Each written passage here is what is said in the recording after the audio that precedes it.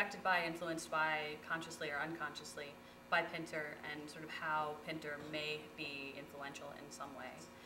And we've all sort of talked about the ways in which we think he is and the ways in which we aren't quite sure about that connection.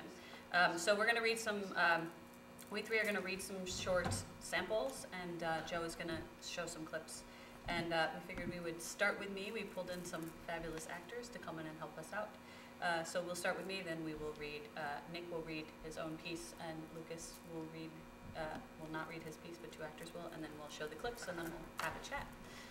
And we all have a brief taste of Pinter that we want to share before we read our own work. And I spent the week kind of doing a lot of Pinter reading that maybe I should have done in the last 20 years, but I really crammed it in this week. And found a bunch of quotes from him. So I'm just going to preface my selection with a quote or two. And one of them, and this one I'm reading specifically for all of my playwriting students who are sitting in the audience right now. Pinter was talking about the concrete and particular, and he said, "I've never started a play from any kind of abstract idea or theory, and never envisaged my own characters as messengers of death, doom, heaven, or the Milky Way, or in other words, allegorical representations of a particular force, whatever that may mean." And then the other one that I really liked was, "I do all the donkey work, in fact," which I'm still trying to figure out what donkey work is, but I think I have a sense. "I do all the donkey work, in fact, and I think I can say I pay meticulous attention to the shape of things, from the shape of a sentence to the overall structure of the play. This shaping, to put it mildly, is of the first importance. But I think a double thing happens. You arrange and you listen, following the clues you leave for yourself through the characters. And sometimes a balance is found where image can freely engender image, and where at the same time you are able to keep your sights on the place where characters are silent and in hiding. It is in the silence that they are the most evident to me." And I thought that was sort of nice because it really talks to process. And having some sort of framework for yourself, a sort of roadmap of where you would like to go, but at the same time letting the characters sort of live and breathe and do some of the work for you and giving them the space to appear. And so it's about having a plan, but then also being free to let the play evolve as you're writing it, which I think this play that we're gonna hear from, we're gonna hear some of it. Definitely that was the process, where I started with an idea. I knew where it was headed, but it changed dramatically as I was writing, and it was a lot of fun to write once I kind of figured out what it was about. So I'm going to call John and Alex up here, and the play is called Void of Course. We're starting the selection about 20 minutes into the play, so just to give you a little bit of framework. John is going to be reading a guy named Miller, and Alex is going to be reading Joan. Miller is divorced from a woman that Joan is now in a relationship with, a woman named Andy. And Andy and Miller have remained sort of friends, but he hasn't seen her around in a while. He's an amateur astrologer, and he has come to Joan's house today in sort of a majestic old wooden house in Coconut Grove in Miami, Florida. And he's come there to deliver to Alex's character a forecast that he has run for Andy. He believes Andy is going to die within the next couple of days, and he's come to Joan to sort of figure out how to save her from whatever this ghastly astrological death is going to be. Joan thinks that he's trying to get Andy back. At the beginning of the play, that is not what Miller is trying to do, but things start to sort of shift throughout the play, and we are at a shifting moment at this point. And I think that's all you need to know in order to pick up where we are. So. And you guys are just going to sit there? We're just going to sit here, and you guys are going to sit there. Okay. Okay.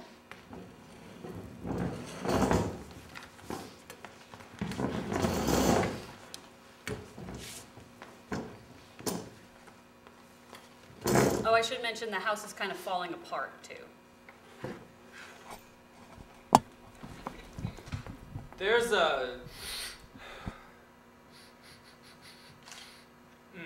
a real odor in here. I don't smell anything. Should you even be here with all this work happening? I don't see why not. Andy probably shouldn't be in here with all this work happening. Well, she's not here, yeah, so you keep saying, but I don't know. I think I might not believe you. I would let you check the place, but what? I don't have to. There's nothing wrong with this house. At any rate, it is a far healthier environment than that boat ever was. She loved that boat. Well, that's what she told you. Path of least resistance. Ha ha ha ha ha ha. Right. She liked the boat, though. She liked that boat a lot.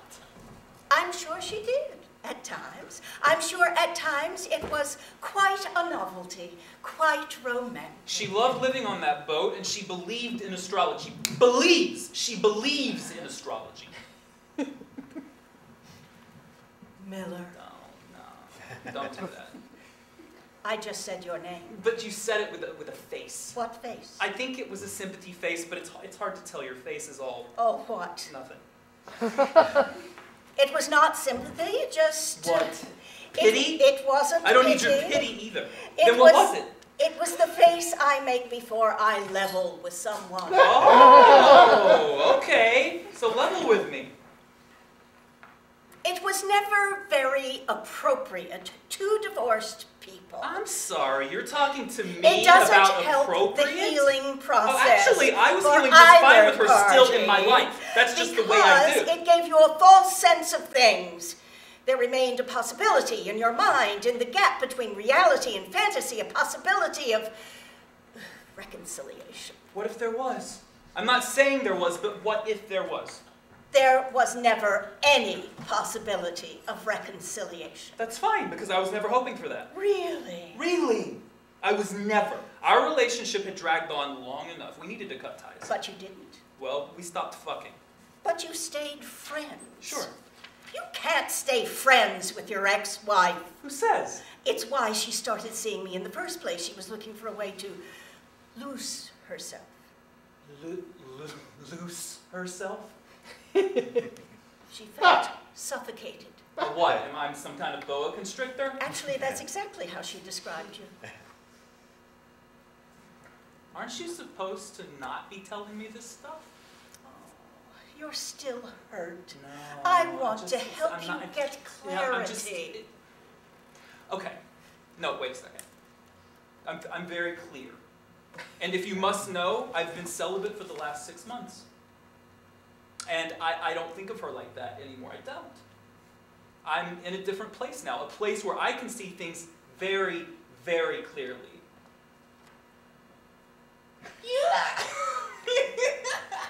Wait, fucking what? What do you think? I'm here to like steal her back from you? Come on, man. All right. Then I'll say no more about it. I got no beef with you, man. I'm glad to hear that. But I mean, just for the record, maybe Andy and me didn't work as married people, but we were good at being friends. And let me tell you, we were very good at being lovers. Oh. Sorry, but that's the fucking truth. Sorry, lady. Sorry to swear, but we were very good at fucking. I don't mind the swearing, but the tone could be adjusted. Yeah, I'm sorry. That anger. I'm working on it, really. It was always part of the problem. So that's good. You're working on it. It means love is still possible for you elsewhere.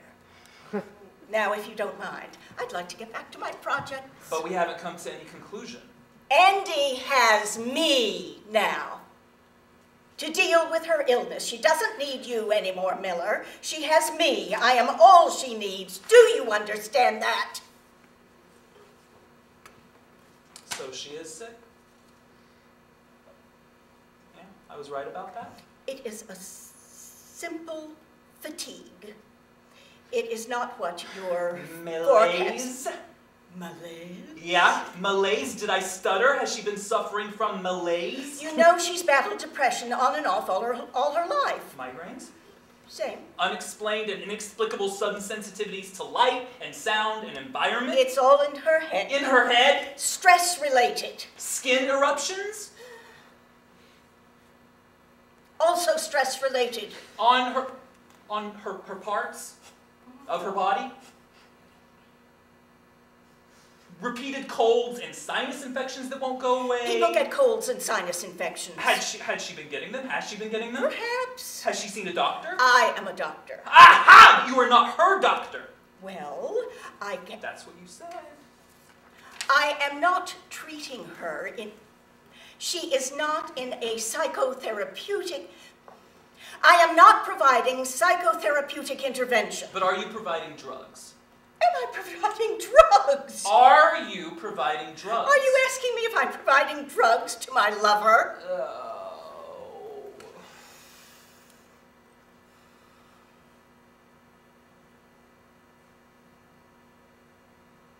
Yes. Yes. That's what I'm asking. I can't tell you that. You just told me a whole bunch of other shit. When? What? You just told me about what she used to tell you about how she felt about being married to me. I'm a boa constrictor and a sex fiend, and she wanted to figure out how to loose herself. I never said you were a sex fiend. But she said it. I didn't say that either. You're the snake, twisting all my words around to mean something that they don't mean. I think we might be missing each other here, just Doctors a little aren't bit. supposed to prescribe drugs to friends and intimates. There's gray area. Ah, so the snake admits that she's been prescribing drugs to Andy. The snake admits nothing. You admit you're the snake? No, I don't. Does Joan admit she's been prescribing drugs to Andy? Joan admits nothing. Then why does Joan need a gray area? She doesn't.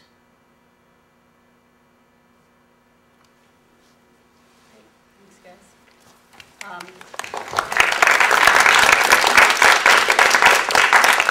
The one thing I forgot to mention in that is that while Joan and Andy are together now, Joan was Andy's therapist. That's how they started meeting, and it's ethically very gray throughout the entire play. So we are going to move to my right. Let me give it over to Mr. Surbey and let you do your thing. Cool. So what I'm going to read is it's not cheating exactly, but it is something that is in direct relationship to a Pinter play. It's Betrayal. We did a reading of Betrayal a couple Mondays ago, and I, along with my creative partner Emma over there and a visual artist, created what's basically a performance art piece about betrayal. And what I'm going to read is the text from that. And just to kind of give you a little context from the play, the thing that I'm really most interested about from Betrayal is the idea that all of these, the three people in the love triangle, yes, they are betraying each other, but there's a deeper self-betrayal going on. That they all kind of have these ideas of the life that they wanted in their head that they haven't gotten, they don't get. The two men, Robert and Jerry, wanted to be writers and wrote poetry and were editors of poetry magazines in college, and then they both went into publishing.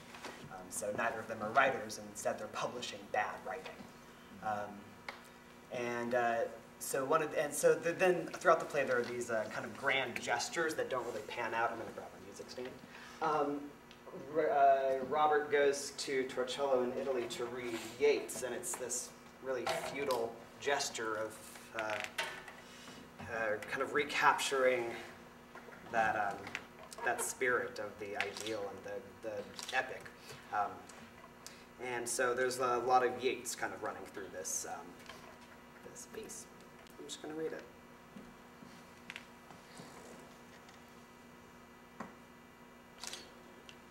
When I count to 10, and if I close my eyes to bless the light, chariot horses will run backward, and all the bad decisions I've ever made will come unwound from last to first. Because the tape of time inside my mind is always better in reverse. Each consequence becomes the cause. He takes his words back one by one, and milk flows easy back to the jug. The 9 long knives above my head would fall away and leave a single sword beside my bed, near enough to touch my hand and soft enough to let me rest. All this I should have done before my life became so bound, But each step in reverse brings me not to where I stood before.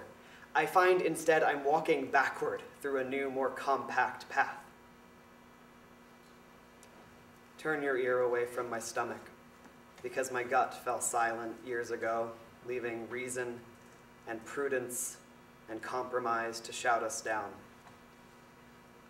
On Balla's strand, Cuchulainn cries, "I'll not be bound.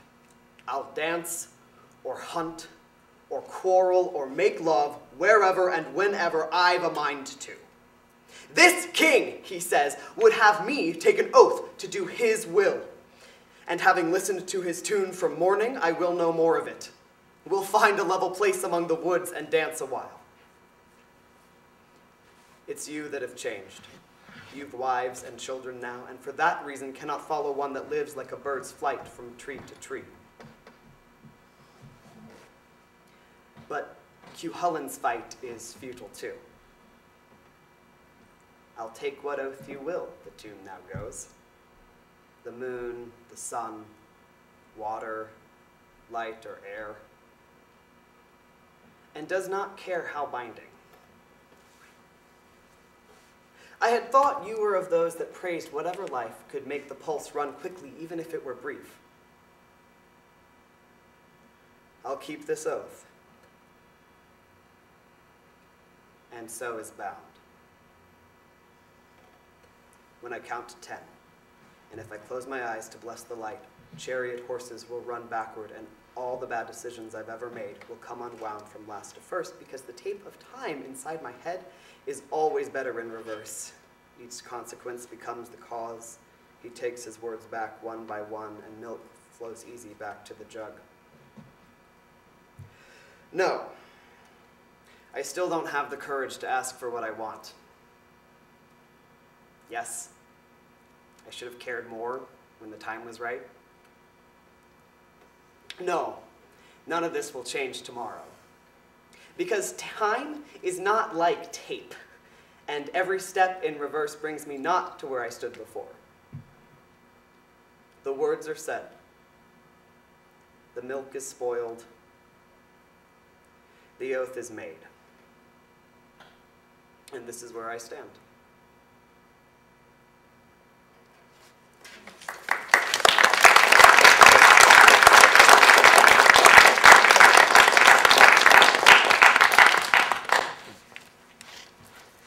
So, when Edith asked me to do this, and part of it was because there have been instances where Pinter has been, my work has been placed in some kind of relationship with Pinter, and oftentimes it's because, I think actually because of how I use pauses, which struck me as being a terribly uninteresting and uninsightful point of comparison. But I do have a very particular fussy way of working with pauses and building them into the work. But it sort of sent me looking for maybe a better point of comparison. I do think there is a kind of relationship. And so I'll also read a quote, a very brief one. It's brief but rather dense, so I'll read it slowly. Pinter says, "Do the structures of language and the structures of reality, by which I mean what actually happens, move along parallel lines?" And then he goes on to question, we can't face the dead, but we must face the dead because they die in our name. We must pay attention to what is being done in our name. I believe it's because of the way we use language that we have got ourselves into this terrible trap. And so that sort of seemed to be a point of relationship that I think we have a similar nervous relationship to language and very specifically how people use words and transactions. So I'm going to have an excerpt read from my play Death Tax. It's from the top of the play, and it sort of really just introduces itself. So I'll invite the actors to come up.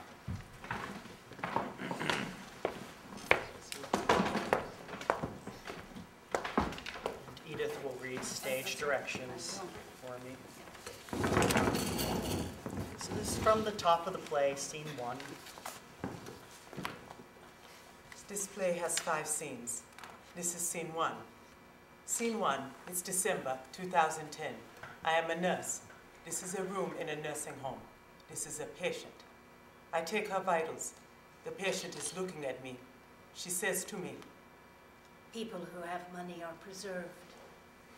They get old, they have money, they are preserved. People who do not have money, they are not preserved. If one does not get preserved, things get messy. I turn to her and say, I'm going to take your blood pressure now. Okay. Tina takes Maxine's blood pressure. How are you feeling today, Mrs. Judson? Terrible. Have you been feeling any pain or discomfort? Yes, Where? all over. Can you be specific? Specific? Yes. No. I will tell the doctor What will you tell the doctor? that you are having general discomfort And pain. and pain. I'm going to check your ankles for swelling. I'm going to pull back your sheets. Are you cold? My hands are warm, so you should not feel any discomfort. I'm going to check the ankles for swelling. All right? There's some swelling, Miss Judson. Not much. Nothing to worry about. I will let the doctor know. I'm writing it down for him. I am checking your catheter now. Go for it. I'm making sure the point of insertion is clean, no infections. Tina is done checking the catheter. All of that looks fine. It does. I see no problems. Nurse Tina, Yes? I know that you are killing me. I know. Didn't know I knew. I don't know. What? That I am killing you, I don't know this. I'm not aware of this. Uh-huh. Killing? Murder. Why are you saying this, Miss Judson? Miss Judson, that is not something to joke about. I am not joking. You are joking. I'm not killing you. Do not say things like that. It is dangerous. You understand, to say things like that. Turn off the radio, please. Tina does so. Shut the door. Shut the door. No one will hear us talk when we talk. No. Shut the door, and we will. We cannot talk. You are not. We will talk. Door shut or not. Tina shuts the door. Lock the door. Tina locks the door. Do you know about taxes? Taxes. Yes, taxes. Yes, I know about taxes. What do you know about taxes? People pay them. And when you've paid them, then what? Then what? We pay them again. Yes, you pay the taxes, and what happens to the money that you have? It is gone. It is gone. Yes, it is gone. You have money, and then after the taxes, you have less money. And the bigger the pile of money, the more money that goes away. Sometimes that's how it works. Today is not. That is not how it works. Today, if I were to die today, my daughter, my only family, would get all the money that I have left. This much. If I were to die after the 1st of January, the tax laws change. And because these tax laws change, my daughter will only get this much. That is, if I die after the new year, this much is much less than this much, you see? And I know what happens. I've heard what happens. I know of women like myself who have died in the past couple of months, and they did not need to die. And I know that nurses like you make very little. You make this much. So it's not hard for a family member to come along and offer you some money and say, well, if there's anything you can do to speed things along, there's more where that came from. And I know there are things you can do, small things to speed things along, small adjustments in my care, or small steps taken or not taken. You lay a patient on her side, her left side, just at the right moment. The patient will die. Yes? You see, I know about that trick. I know about it. I've heard. Or maybe better yet, a little extra morphine here and there over the course of a month. Relaxes the patient, relaxes the body, makes the body fight just a little less. And when the body stops fighting, the body starts dying. You see? You see. You know. And I know my body. I know the feeling of my body fighting, and I know the feeling of what I think is the feeling of my body stopping. Miss Judson, you are in decline.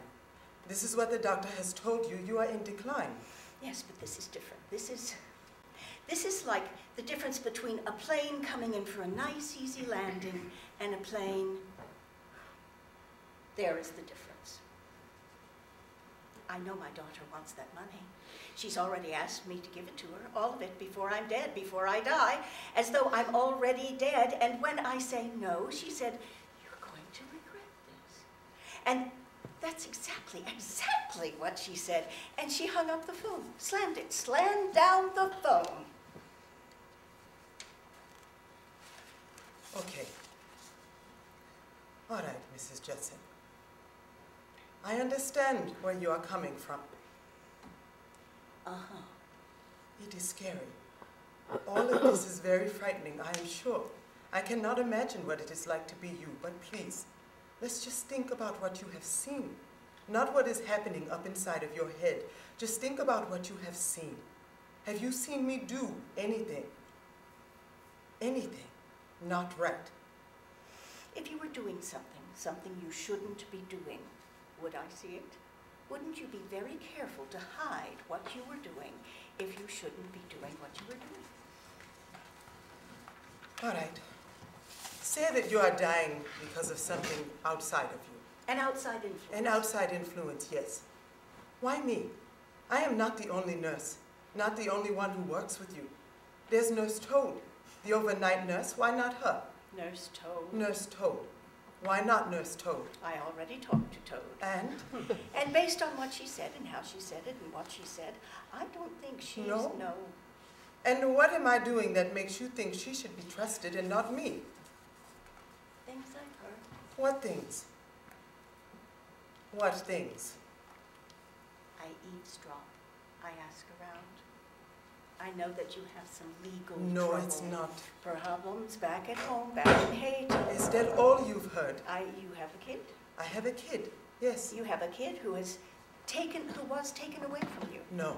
Oh, so he's with you. He's back home. You got a sitter back at your place watching him right now? Yes or no? Yes or no? No. Where is he? In Haiti. That's the type of thing that makes one wonder. You're here, he's back in Haiti. It's peculiar is all. I do have a kid, yes. And he is in Haiti, and I am here. But that's all you know, right? That is all you know. And you've made up in your head a whole story about it. But whatever I tell you, you tell yourself is a lie. My word against who knows what. That's the end of the excerpt.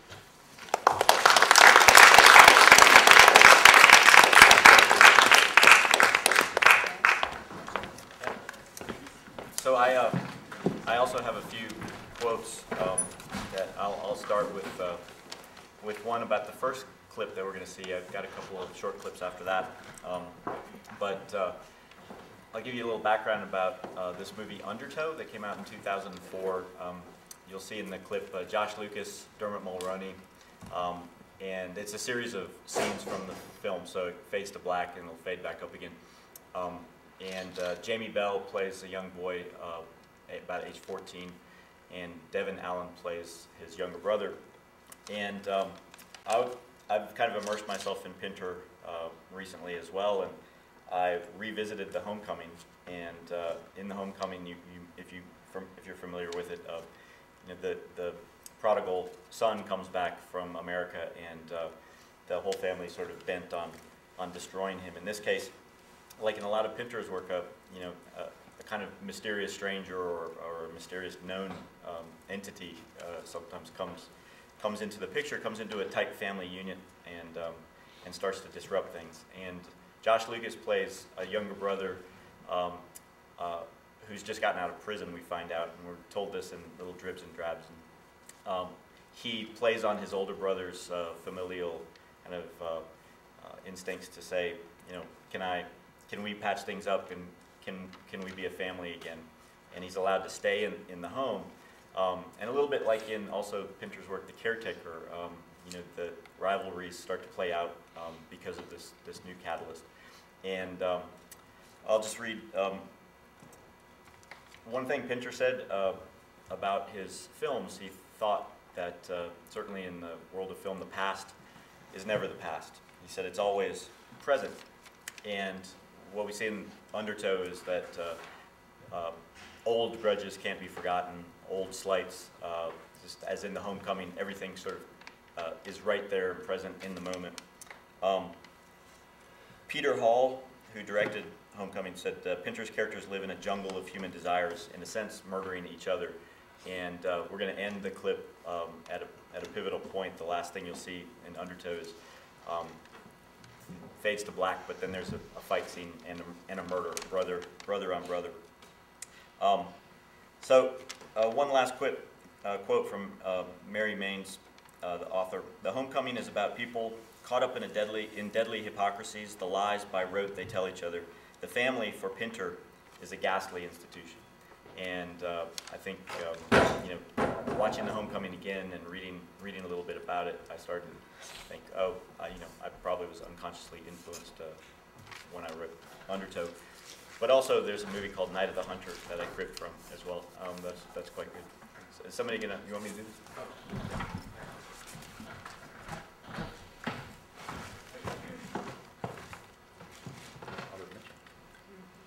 Robert Mitchum? Yes. This is a little Night of the Hunter. Thought a lot about you. Gotta say, deal. Yeah, well, I never did get no Valentine's, John. I don't know if you want to hear from me. The way you blame me for things, don't say you didn't. Thought a lot about you. I won't. Gotta say, deal. Yeah, well, I never did get no Valentine's, John. Then when Audrey died, I didn't know if you'd want to hear about it, I just couldn't bear it. Took the kids out of school, The way they you told nobody, blame moved me, out here, don't say you with did. sticks like hermits. Sorry about that. People I won't. sort of know reminders when you tear away from people.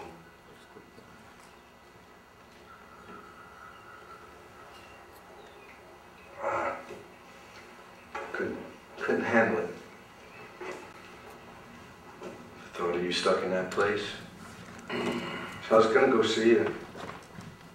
I had made plans, but I didn't. I just... You don't gotta say nothing. Sorry about that. Would you guys like me to start it over?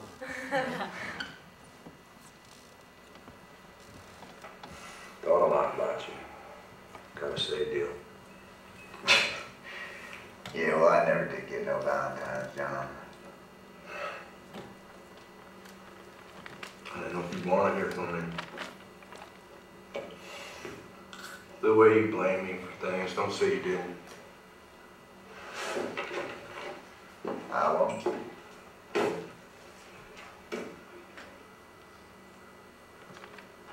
Then when Audrey died, well, I just couldn't bear it. Took the kids out of school, didn't tell nobody, moved out here to live in the sticks like hermits. Because people sort of know reminders when you tear away from people.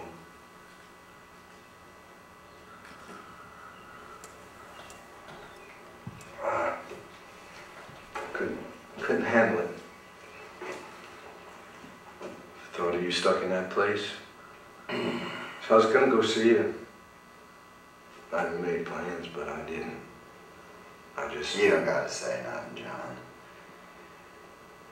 I feel like if I forgive, then I'll be forgiven.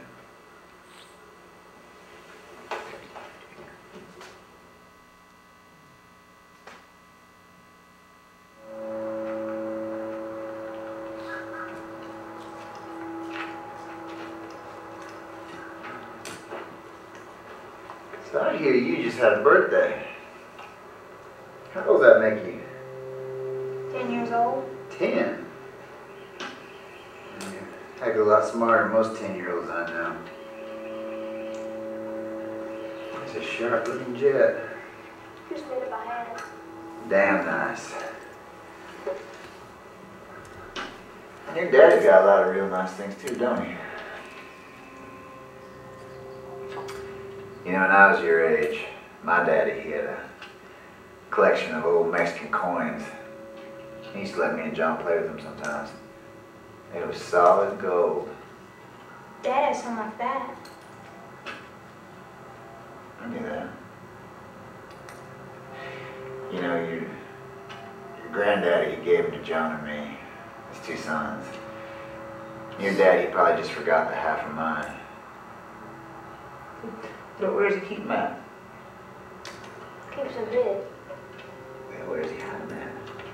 It's a secret.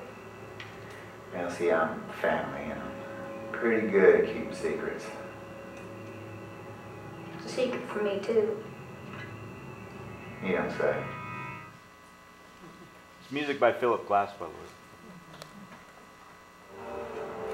Dad, what was doing, Jack?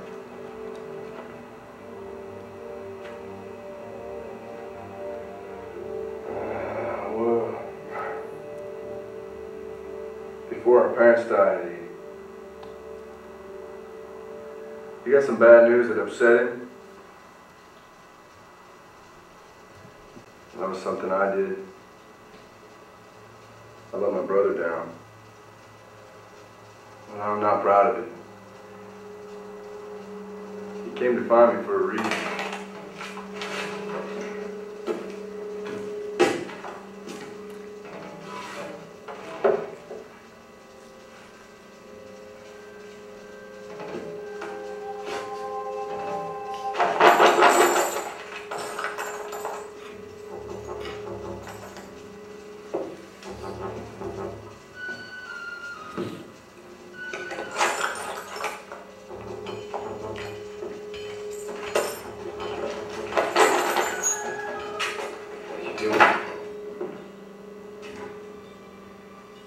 Dressing up in your clothes. Pretending I'm you. Your boots are a little too big, though, honestly. I thought things were good between us. You lied to me, John. I knew it. Always twisting things around so you come out on top. I show up here and all of a sudden you got a second chance. Well, I never had a first chance. You and the old man saw to that. First my girl and now my money. Everything that belongs to me is here. Don't bring Audrey into this. You brought her into it when I was pinned down. When I walk into my own bedroom and see you with my girl. Seen you with her, John. So that's Undertow. I was also researching some Pinter, and I found this quote that in Pinter, the ritual transfer of power in Pinter's dramatic world almost always focuses on a room or a defined territory, but that place must be protected at all costs. And with John, I mean, in this with Deal in this particular scene, you know, I love that line where he says, "Everything that belongs to me is here. This is mine. This is my place, and I will fight to protect it." And what transpires is a big fight after that. So that's Undertow. That was 2004. As I said in the introduction, I have another film coming out this year in December. It was called Things People Do, and in reading about Pinter, I discovered he was a big fan of the Grapes of Wrath, the John Ford film version. And I named Things People Do after a line from that book where a preacher, Casey, says, "There ain't no sin, there ain't no virtue, there's just things people do." The producers, or not the producers, the distributors who recently bought the film, they said, "We're going to make most of our money on video on demand, and nobody scrolls all the way to T for Things People Do. So could you come up with a title with an A or a B?" And I walked away. I wasn't. They came up with After the Fall, and I said, "Why don't you just title it Death of a Salesman, and then we can get all that business as well." Anyways,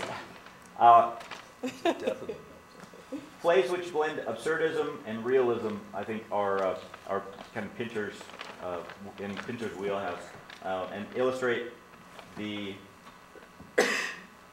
kind of violence underlying modern society.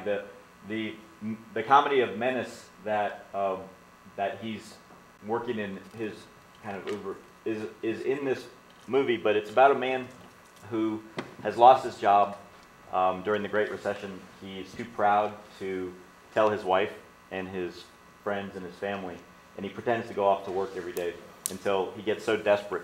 And the menace, I think, doesn't come from a single individual, but from the nameless, faceless banks, and from the repo men who are taking his cars, and the pressure that's being put on him, until the tragedy kind of morphs into a comedy. And these are very short clips, but he starts to take up a life of crime. This is how that life of crime begins. He goes out into the desert with a gun, intending to kill himself to get the insurance money for his wife and children to live on comfortably. He can't do it, and he wanders away from the spot where he was going to kill himself, and he finds a tract of empty homes, model homes, and he wanders into one of them. That's where we pick up this clip.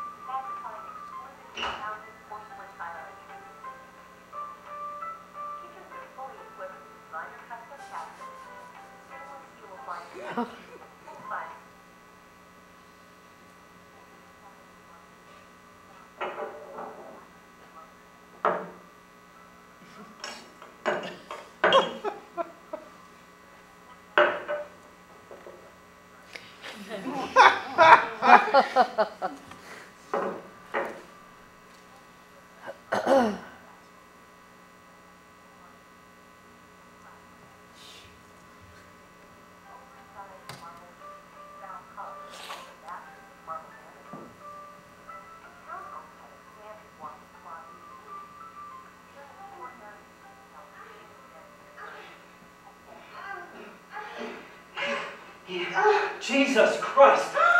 Sorry.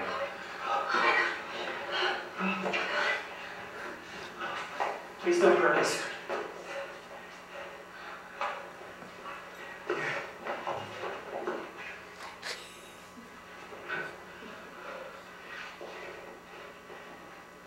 Martin, it's my purse. I just went to the bank. It's not a lot there, but take it.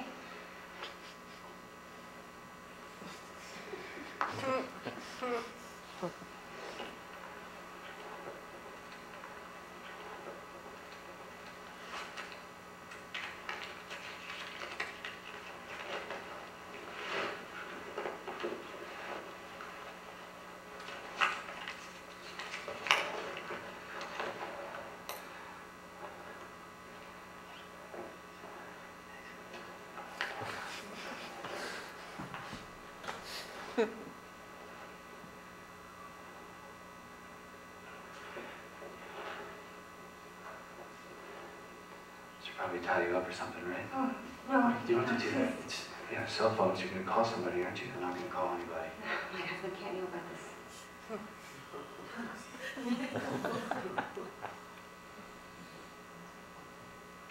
I'm not a bad guy.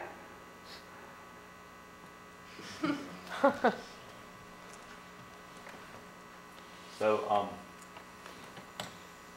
I think like in a lot of, well, I was thinking particularly of The Servant, where characters kind of adopt different persona to, depending on the circumstances, kind of swap out, say, who am I today? Bill starts to, even though he thinks he's a good guy, starts to kind of get drunk on the power that the gun brings, and he starts to escalate and starts to think of himself a little bit as a vigilante. And I'll end with this one. This is each robbery starts to, he starts to escalate the robberies and starts to, feel a little bit more and more powerful. But still, I think you'll see the comedy inherent in this person who's not adept at this life. He's trying to stand up for a coworker, a young woman who works at this convenience store that he's seen the owner kind of abuse verbally, and he thinks of himself now as a little bit of a Robin Hood, but.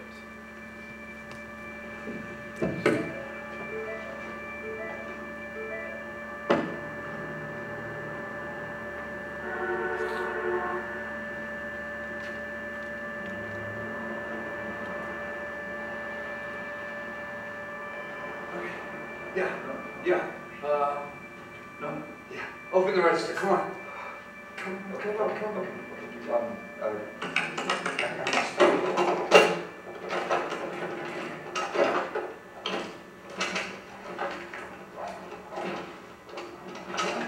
It's right there. That's it. Go. Okay, now. Under the drawer. I know it's there. Under the door. Let's go. Yeah. Go. Please. All right.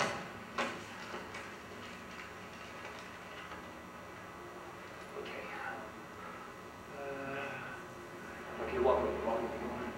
Hands up. All right, stop. Okay, back.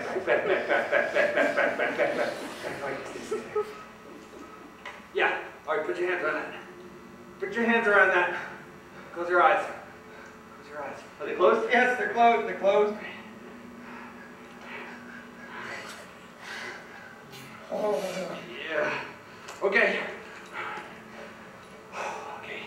Listen to me, okay? Just because you're the boss doesn't mean you can be an asshole. You understand? Yeah, what are you talking about? I never mentioned it. Don't talk to me like that. Just need to come back. Sorry. Yeah!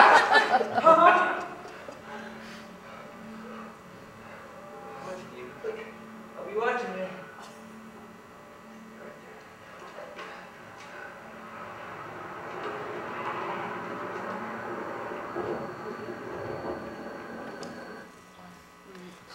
So Bill goes home and has the best sex with his wife that he's ever had after that moment.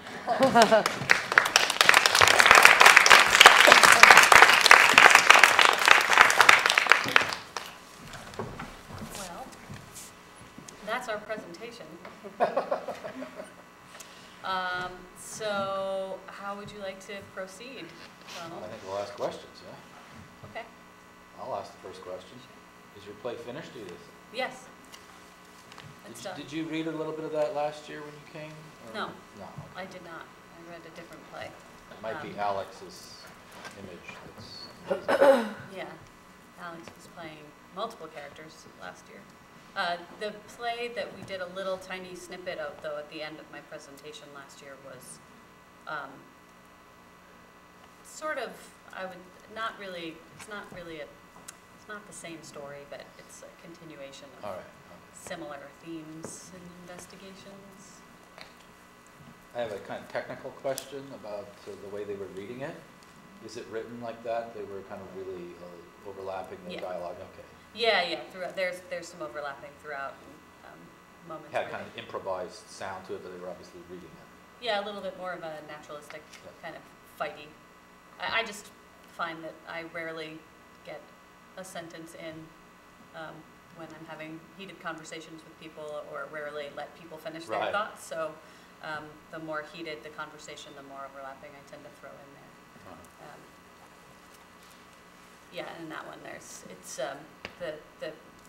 the sort of rhythms of that play are inconsistent throughout. One of the notes that I had given to the actors was that it feels jazz-like. It never really settles into a particular rhythm. There are a lot of long pauses, and then a lot of crazy overlaps, and then a lot of sort of quick-fire dialogue, so that the audience can never really know what to expect from the way they're communicating. Constantly changes. Can I ask? Yeah. You mentioned that you just recently immersed yourself in Pinter. As a writer working on a play, were you worried that might kind of bleed into your writing, or you established the characters already and you have their voices and none of that? Yeah, well, I mean, I recently immersed myself in Pinter because we were doing this. Yes. So I am not actively working on anything right now. But yeah, I mean, I guess I read a lot while, actually no, I don't tend to read a lot while I'm writing, and I don't know if that's a conscious thing or not, but I tend to, even with non-theatrical material, with fiction and nonfiction prose, I tend to like stuff all my reading into a period of the year when I'm not being particularly productive with my own work.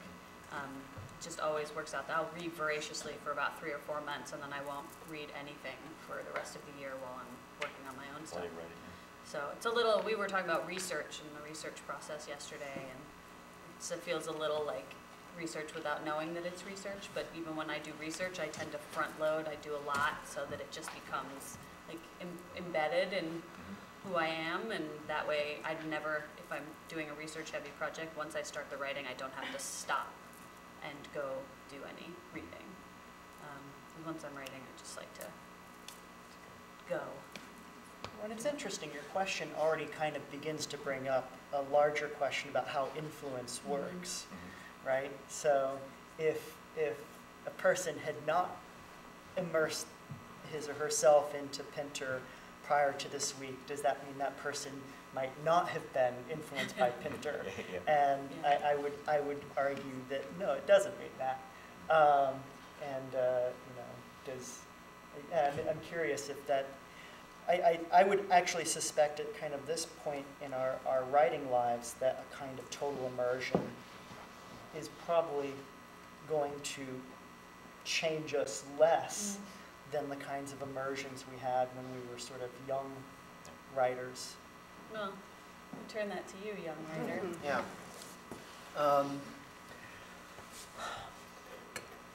I haven't found lately that Pinter's, I mean, I've been very, very immersed in Pinter, but haven't really found a direct influence in what I'm working on now, maybe just because what I'm working on now is so different. And I tend not to be interested in plays as they are at the moment. I'm more interested in kind of performance art and writing text for for installation or for gallery spaces. And so that's just so outside the realm of because Pinter's very situational and very language driven in that situation. Yeah, I haven't not had that. I mean, I feel like, but it's so interesting that I never know what my influences are until somebody tells me. You know, it's like, this is a play, this play reminds me of someone, and I had never thought about that. And we've been having lots of conversations in the last 24 hours about how effective versus how detrimental those comparisons can be, and whether or not they're, I mean, I have never sat down to, unless it was a class exercise, intentionally mimic the voice of another playwright. And yet, my work has often been so, compared not only to, I tend to get Pinter and Shepard, and I've read both of them, but I've never felt like this is what I want to do, or this is how I want to write a play. And yet, when my work gets reviewed, it's inevitable, and it's in all of the reviews. And as a woman, it always strikes me as a little odd that, of course, I never get comparisons to other established female writers. It's always to established male writers. I guess because there are so many more of them, unfortunately. But yeah, it's never a conscious choice. I think, if you grow up, if you write for long enough and you study dramatic writing long enough, it's hard not to be influenced or affected by the work of other people. But I find myself to be influenced just as much by having written alongside you for so long. Yeah. As I do by having read 7 Pinter plays or all of Shepard's work or all of Carol Churchill's work, I think a lot of times it's about what's happening, so what's in the air at the time that you're sitting down to write. I can see that it's hard to sort of say what your influence is. It does. I see now that you're talking, it's kind of a weird, strange question. But I'm really curious what in your reading of Pinter, what you admire about him as a playwright. Not that you're necessarily wanting to do that, but what you admire, or maybe conversely, what drives you crazy. I mean, I just think you have a particular window in that maybe some of us who aren't writers don't have. It'd be really interesting to hear what you see there, what you admire, or what bugs you in his work. I last night when I was taking a shower, which is where you have all any sort of useful thought hits you in the shower, I was trying to remember when I first remember encountering Pinter. And I'm sure I encountered him before this point, but I did remember that he's the playwright who was introduced to me as being the one who wrote the backwards play, the play that goes backwards. And Yeah, right. But it's this. I think it might have been one of the very first moments where I remember a play being described by its form rather than its story. And there's a handful of playwrights who have written, I mean, there's many playwrights who have done this, but a handful of really, playwrights that you encounter, a relatively few number of playwrights that you encounter constantly that write plays that are described primarily by their form. You know, Carol Churchill, oh, she wrote the one that starts with a long dinner conversation, or she wrote the one that jumps ahead and from one period to another period. And so that was really striking to me, this idea that you could build a play in which the form is a character, in which the form functions as an obstacle, in which the form is in the sort of, to use a terrible term, the pitch for the play. I like that term, but some people cringe when I say it. But so that was sort of both something that I admired, but actually something that ended up influencing me, because I got very interested in writing, as I affectionately call, really gimmicky plays. I like to find a dumb old gimmick and just and play the heck out of it. And so, can you talk a little bit about the gimmick, because just for the playwriting students who are here, we had a brief conversation when we read your play, O'Deal's Ordeal, a couple of weeks ago, about gimmicks and why it's okay to be gimmicky. Well, I mean, the when it's okay versus when it's... Well, the sort of, the smarter term for it is theatrical device. I just like gimmick because I don't know, I like being crass, I like being perverse that way. But I have a play called O'Deal's Ordeal that is written entirely to be lip-synced. And at a certain point, the play starts toying with that problem when you really want to say one thing, but you can't say it and you have to say something else. That sort of tension between what you're feeling, but what you feel you have to say, and between what the mind wants and what the body wants. So it ended up becoming a way of sort of making rather concrete and obvious something that I worried could too easily get a bit too abstract. And, it becomes sort of like, I mean, there is a really, I mean, so that's sort of the smart reason for wanting to do it. I also just like, making a play where you can very quickly come up with pretty good marketing materials for it. Hey guys, the one where everybody's going to be lip syncing. It's like a stunt. It's like a circus stunt almost. And so you can kind of get people more interested in seeing it faster if you got a gimmick. That's the bad reason for doing it. But I embrace it as well. I think it's interesting that, in several of his screenplays too, like in The French Lieutenant's Woman, what people remember about that is his structural change. I mean, it's a change by inserting the movie within which the story takes place, and so it's a gimmick that he came up with to tell the story in a way that Fowles already kind of told it, but to let us know that we're in a modern kind of situation. So he continues to do that a little bit in the screenplay, I think, world as well. It's a way of seeing something that is very hard to see. It's a way of making something concrete that is harder to sort of put your fingers on. Those seem to be the valuable gimmicks, or theatrical devices, or cinematic devices. This question of influences is interesting in terms of what's in the air culturally. I think what was revealed in Donald's production of the Pinter Review was how much of British music hall traditions that led to things like, the Goon Show and Monty Python and whatever are alive and well in Pinter. And I can remember as a young person coming across Pinter's review sketches and loving them, and it was the part of me that loved Abbott and Costello that loved the review sketches. It was the same sensibility, and to watch that then years later get used in Mountain Language, which is a play with serious themes, but the same kind of, absurdist dialogue going on. And it's not because of direct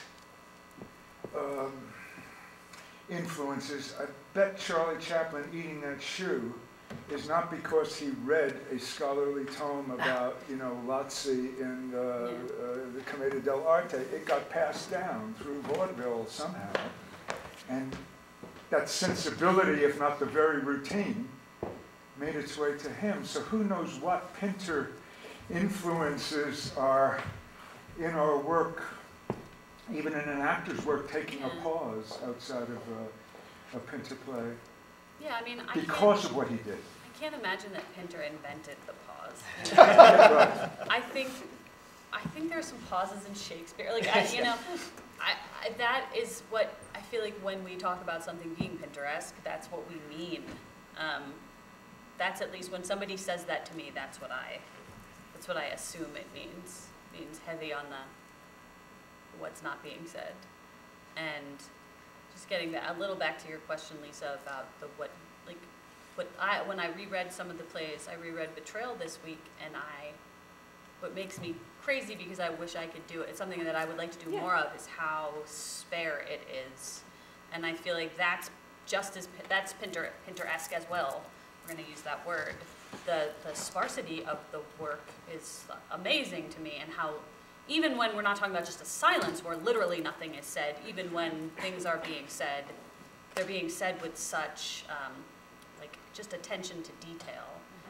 And there's no overwriting in them. There's nothing floral about them, but they still feel really real. Like, it still feels like everybody is grounded in real need and emotion and desire without it being sort of overwrought. So it feels skeletal, and yet in some way it also feels totally full. And you get to the end of it and you're like, kind of, what just happened?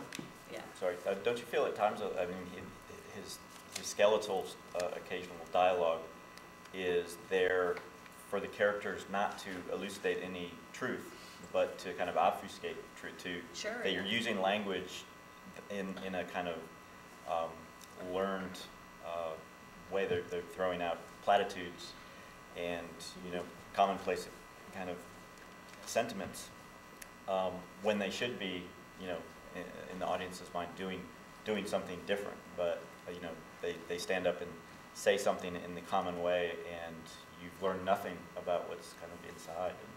And, yeah, I mean, with Betrayal specifically, I feel like I get a sense of what's inside. I guess I'm thinking of the Homecoming. Yeah, Homecoming feels like such a romp. I'm a father, I'm the paterfamilias.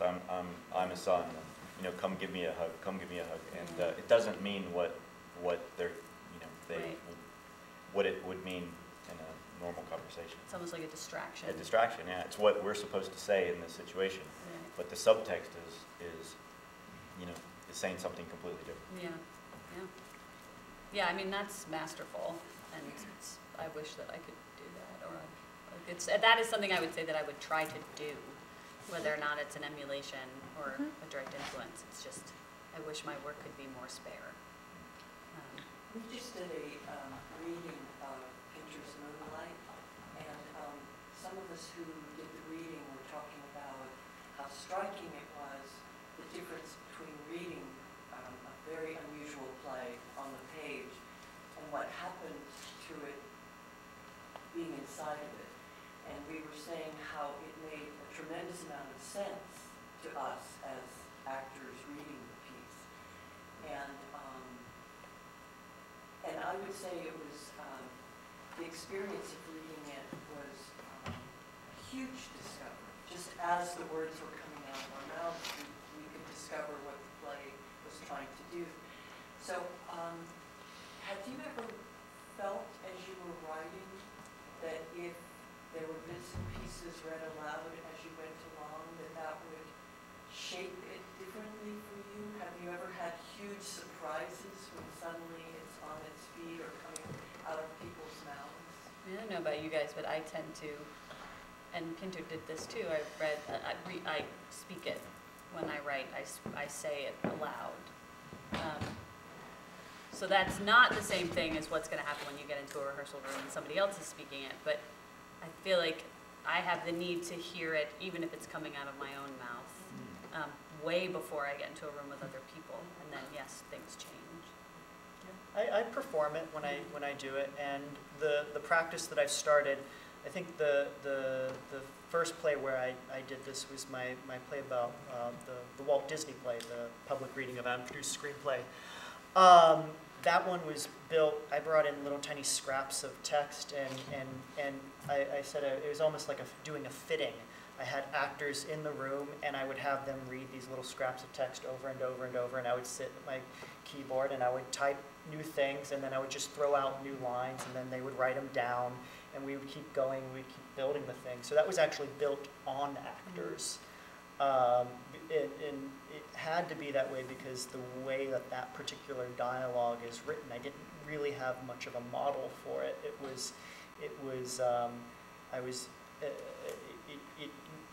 That play is about 120 pages long, and it reads at about top speed 55 minutes. It reads incredibly fast, and so the dialogue just works differently when it's at hyper speed. And yeah, I mean, if I'm going to do a more radical experiment, I got to kind of try it out on human voices. As a screenwriter, my job is made much easier by Final Draft, which is a software that you can assign voices to the characters and it reads it back to you. Yeah, but it does it in this weird robotic language, so it's not always that helpful. Stephen Hawking reading yes. this. Yeah. But you can assign old woman, old man, child. Can you give them accents? There are some accents, yeah. But I always worry about introducing this feature of the software to my students because immediately they start reading their own scripts aloud and then typing the most ridiculous things, But Mr. Conway is awesome, right? And things can get out of control really quickly. But Cat's out of the bag now. You just told me. Yeah. I tend to write with other people in the room. I'm not a great solo writer. I kind of can't do that. So when we work, we're actually, my group, we're all writing at the same time and sharing out loud in the moment. And then mostly what I do is kind of work as a seamstress to sew lots of different components together, kind of even out the language, make it consistent. So my writing process is pretty active vocally.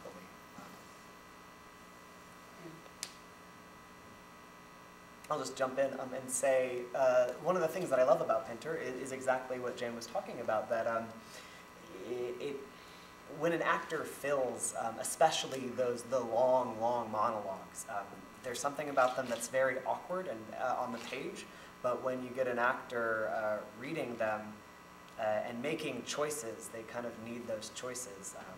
It's really, really beautiful, and it has such a distinct and quirky cadence every single monologue, and I love that, and I would like to do that. The thing that drives me crazy about those monologues is that I often feel like Pinter characters, they're going to say what they're going to say no matter what happens in the room. And they're not, like, they know from the minute they get in the room, I'm going to say this, and everyone else be damned. And that drives me a little bit crazy, because there's not a lot of actual, I mean, the relationships are, they're happening kind of underneath all of that. But just as a person who likes being in a room and listening and responding, Pinter characters don't do that a lot, and that kind of drives me crazy. One of the things that drove me crazy this week was the feeling that he just wrote the same play over and over and over and over again, which I guess everybody does, sort of. But I read two, and by the time I got to the third, I was like, I can't read this play again. I'm gonna lose it. And I was thinking, like, there's like the location, right? You have this like drafty room, and a strange old man sitting by the fire not talking, and then like a crazy old witch just yelling at him for 10 pages, and then some strange man walks in, and things start to change. And I know that is like a horrible oversimplification of what he does, but that's why when I got to Betrayal this week, I was so happy, because it was finally, even though those are the same, it's the same characters, at least they're younger and we get to see them do interesting things together. And then structurally also it gets interesting, like the form is really interesting. So that was the frustration, and maybe that was just because I just jammed it all in a very short period of time. Well, I think I had a little bit of the opposite reaction to Pinter, immersing myself in both his movies and the plays, because the movies are so different. Different, yeah. And different one from each other too, in their style. And I was just kind of amazed at how, I mean, there's all sorts of similarities between all the work. He's working in the same kind of themes, I think, but the stories are so different, and his writing style switches to suit the material. I was impressed with how he could adapt these things. Do you have a theory as to why the films ended up being so different? I hadn't really thought about it, so I'm speaking off the cuff, but the medium itself is going to dictate a lot about what you can and can't do. I mean, the actor can give a nice long Pinter pause on the set, and it's up to the editor and the director to decide whether that's going to be in there or not. And, even though a lot of his screenplays were filmed apparently without much rewriting or anyone making too many changes, I think the medium demands certain things that I think he, from what I could tell, like thrived within that. Was unsure when he first jumped in, but really took to it and seemed to find his voice within that. Really, in my screenwriting class, I talk about it. There's this paradigm of a structure. He changes that in some ways. He gets rid of some of those sort of things that a traditional screenplay would have, but he's still bound by a beginning, a middle, and an end within 90 minutes or so in a theater, and what's on the screen is happening in real time, and there has to be an act structure to some extent, and I think maybe in the plays he's writing the same play again and again because he didn't have a director. There are fewer cooks in that kitchen making a play. Yeah. Well, his screenplays are also almost all based on other adaptations. Work. Yeah. Right. So he's going to what interests him outside of himself, and then putting his stamp on it. So it's a different process at the time. Yeah. That's exactly what I was going to say. Wow. Tomorrow afternoon, we're going to read. Michael Evenden is presenting a fair chunk of Pinter's Proust's screenplay that never got produced. Pinter claimed it was the best work he ever did. He spent a year working on it. It's very interesting. Michael is going to read. It's interesting because it's Proust. It's a French interminable novel on the one hand, but it's also Beckett connection there because Samuel Beckett was a Proust scholar before he became Samuel Beckett. And Michael's going to read a little bit from Beckett's reading of Proust, and then we'll read from the screenplay, and Michael might have us read a little bit of the novel too. It's going to be pretty interesting. But there's something that didn't get finished. It's never been produced. It's been staged a little bit once or twice. But I was interested in reading an interview with Pinter that was up on the blackboard, where he seemed quite taken aback by the fact that he'd written a script for The Remains of the Day, and Merchant and Ivory came on board and quietly took his script and set it aside and hired another writer, and he was really aghast at that because he'd lived kind of a charmed life as a screenwriter. He'd write it and it would get filmed. And I just wanted to say, as he was like, I really don't understand. I was like, welcome to the club. This is what happens in that world. It's a very different world than the world of the theater playwright. Not every play gets published. Yeah. Produced. It's true. they don't take your play away from you that much and give it to someone else. They do not take They your do play not do away that. from you. You mentioned about adaptation, and so we're going to be working on a kind of Alaska, about a 45-minute play, and it's based on Oliver Sacks' Awakening, and it's the only play that was inspired by, as far as I know, by another work. it's not really an adaptation of it, but like a fantasia in response to it. So recently I watched the movie Awakening, you know, with De Niro, and Pinter isn't interested in any of that. He goes right to the sentiment. And the realistic issues and what might be happening, and is really interested in the metaphor of coming from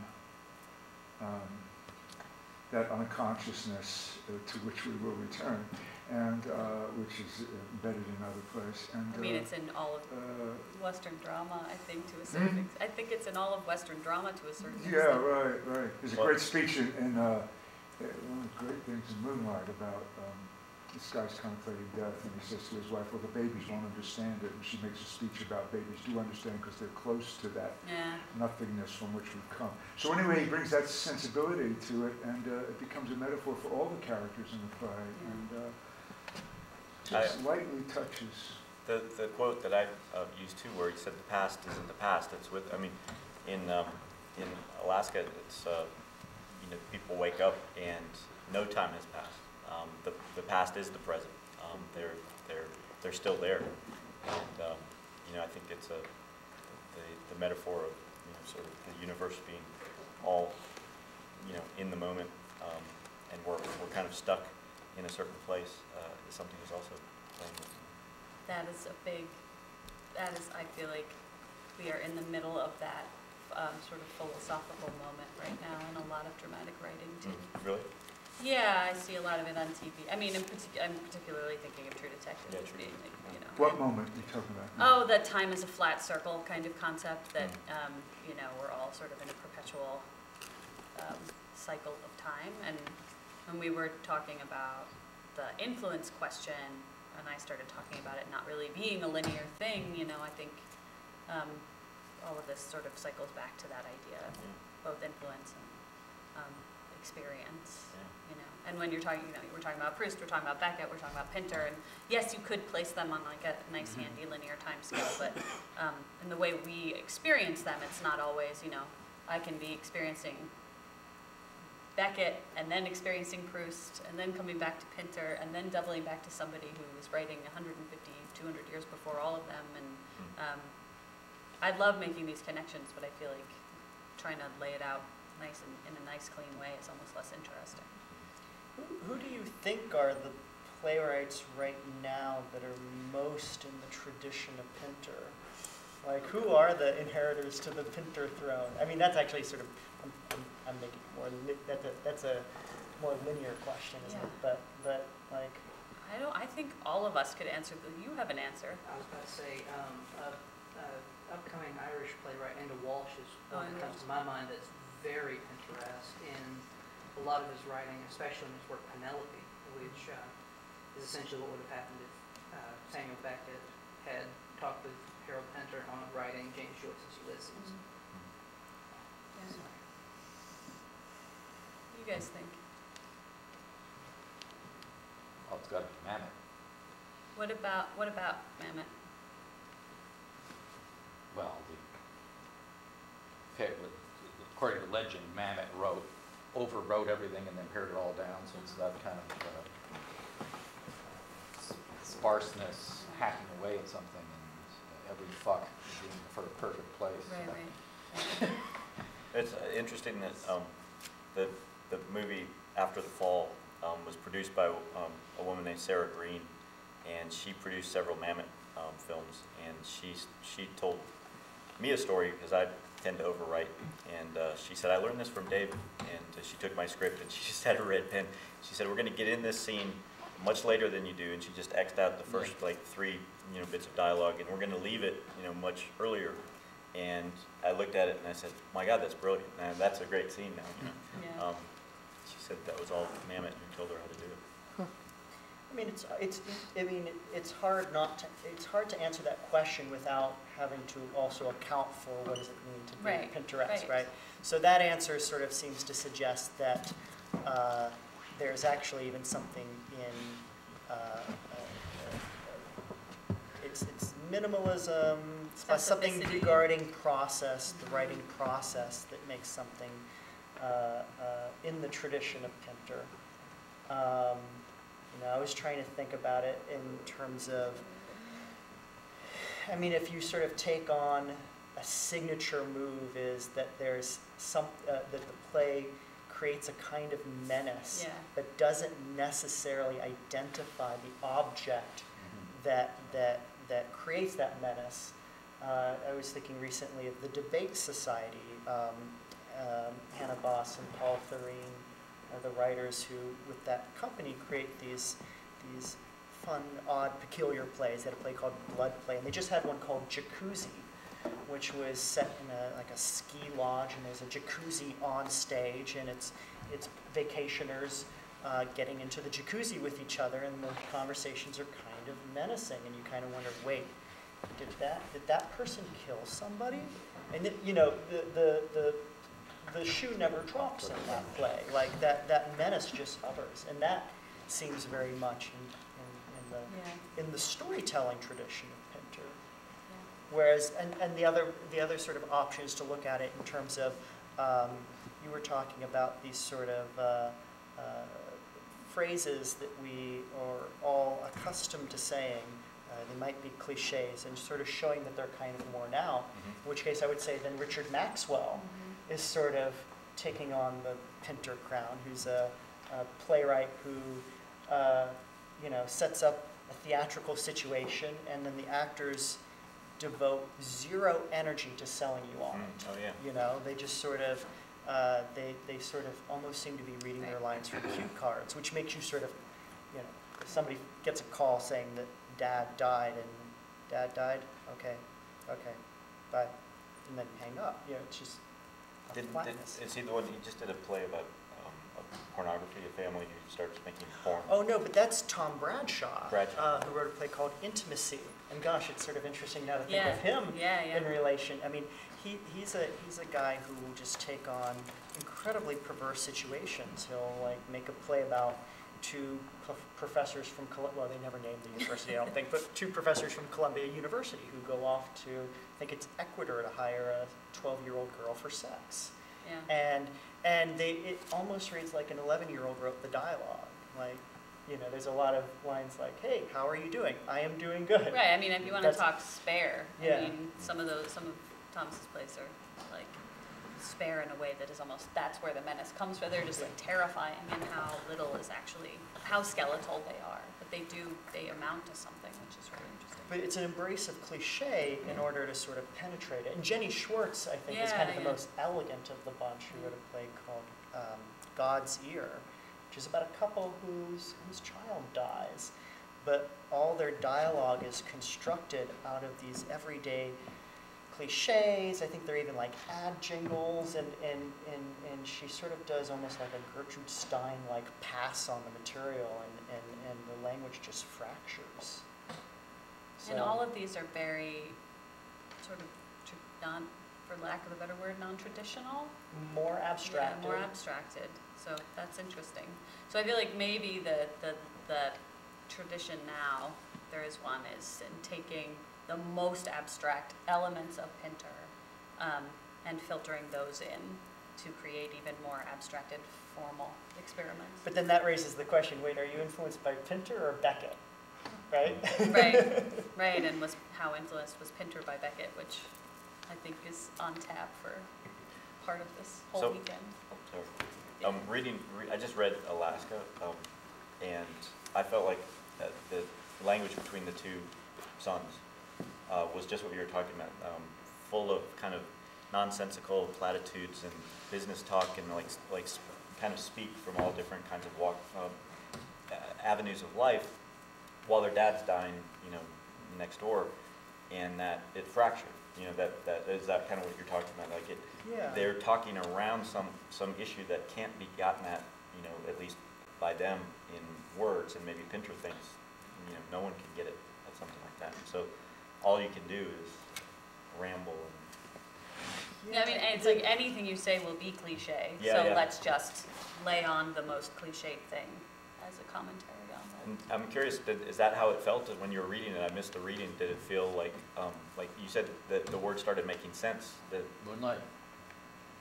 Yeah, they haven't. I don't think they've done that. They haven't done Oh, not Alaska Alaska, I'm yet. sorry, Moonlight, Yeah. sorry, that's what I meant. Yeah, it made every bit of sense Yeah. to me personally. It felt even the estrangement of the family members, one from the other, and frankly, even the kind of music hall Monty Python son made a sense to me. It felt like they were just covering to save their lives. If they ever stopped joking,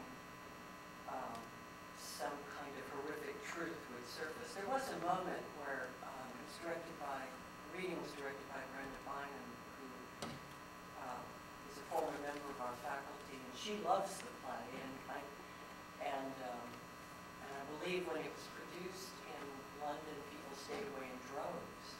Some people were even kind of angry at Pinter. They just said that it's not up to standard. And why did he write this particular script? But it felt like even all of their joking and ignoring of this pending death made a kind of brutal sense. And how we cover all kinds of things within families and lives. So it felt very truthful within it. I did have a couple of conversations with people who saw the reading and got a very similar response, which is they felt it was in an odd way familiar to them, in the way that how families can work, certain dynamics. Well, I think it's ultimately that it's not that it doesn't make sense, but that there seems to be, I detect in Pinter, a kind of suspicion about language and its effectiveness to articulate things, to be accurate, or conversely, looking at the ways in which language can be used to manipulate. Yeah. It's almost akin to the Orwellian concern about the political misuse of language. The spin factor. There's a conversation a short conversation in Moonlight. The mother finally gets a phone call through to the two kids that have been doing this kind of Pinter review conversations in wherever they are in their room.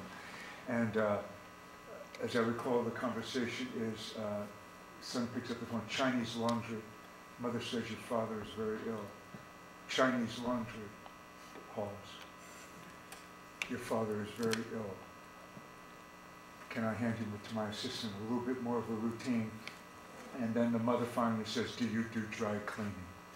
And they hang up. She says that twice and they hang up.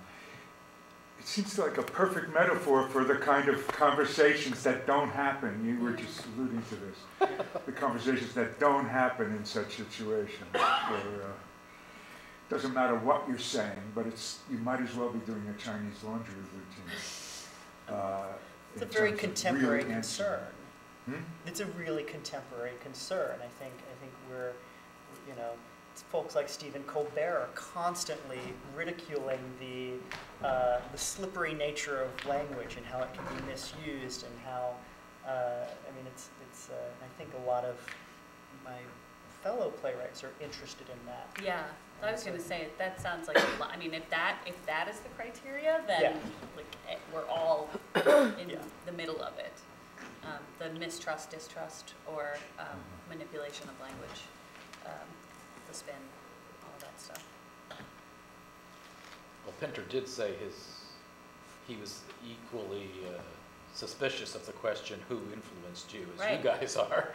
But he did say that Beckett and Kafka were the writers that stayed with him the most. So I'm thinking, listening to you saying, Lucas, Kafka has got that. It's not just language, but it's sinister, oppressive language, intentionally fucking some people over. So. And I was introduced to Kafka long before I was introduced to Pinter, so that's why I think this issue of influence is not linear, because I'm reading Pinter's influences before I'm actually reading Pinter. So by the time I get to Pinter, I already sort of understand what the world is, right? And then it's already something that is interesting. That's sort of who I am and part of my aesthetic. And so it's like I think it then would make one gravitate more towards a particular artist, because sometimes, you know, you find out that your influences are the same as somebody who's been writing for 50 years or who's been dead for a long time. I probably saw Terry Gilliam's Brazil before I read Kafka, actually, and probably saw Monty Python before, you know, the sort of chain is, doubling back. Yeah, and then I only recently found out that, you know, Carol Churchill had at some point mentioned Monty Python as an influence on her. So that's completely supply. Yeah. Yeah. Yeah. That's shocking. Well, I think we're coming up to time. Maybe one more question. What do we say? Would love to hear one from somebody in playwriting class. All right. To put you on blast. Youth movement. Nothing? Oh, come on. I'll just say I was glad this was originally billed You as can thank him. a panel of emerging writers, and I was glad when Edith referred to us as contemporary and emerging writers, because given my age, I thought I'd emerged a long time ago, then I went into hibernation. Oh, that term means so. I mean, talk about absurd and nonsensical and meaningless. You know, I just threw contemporary in there because I don't know what emerging means anymore. Yeah. It's a really, really long birthing process. Yes, exactly. Adam Raff has a great line about emerging playwrights in Red Light Winter, something like he's been emerging so long he doesn't know where. I don't remember what it was, but it always made me really upset. It was a great line, but it always upset me. Let me ask you this quick. When you were at NYU, was Pinter on your reading list in playwriting classes, and do you think you should have been if he wasn't? As an undergrad, do you remember? I don't think so. I mean, well, no, I read a bunch of them. I read some kind. I read Alaska. I read The Birthday Party. I read in undergrad. Yeah, and I read Old Times, and maybe I just wasn't doing the reading. Well, it just also depended on who you had as well. There wasn't that department doesn't. I don't. They may now have a reading list for the department, but it really depended on the teacher that you had. My father was an actor, and I forget what series of books. There was a series, like a monthly play, hardcover play series that you could order in the mail. Fireside Theater. Fireside Theater, yeah. So my dad got all of those, and there were a couple of Pinter hardcovers that were always kicking around, and that might have been when I started reading, when I moved into the bedroom that had all of those plays, which was around college. I started reading Pinter. Well, I think we're one more round of applause, and thank you all for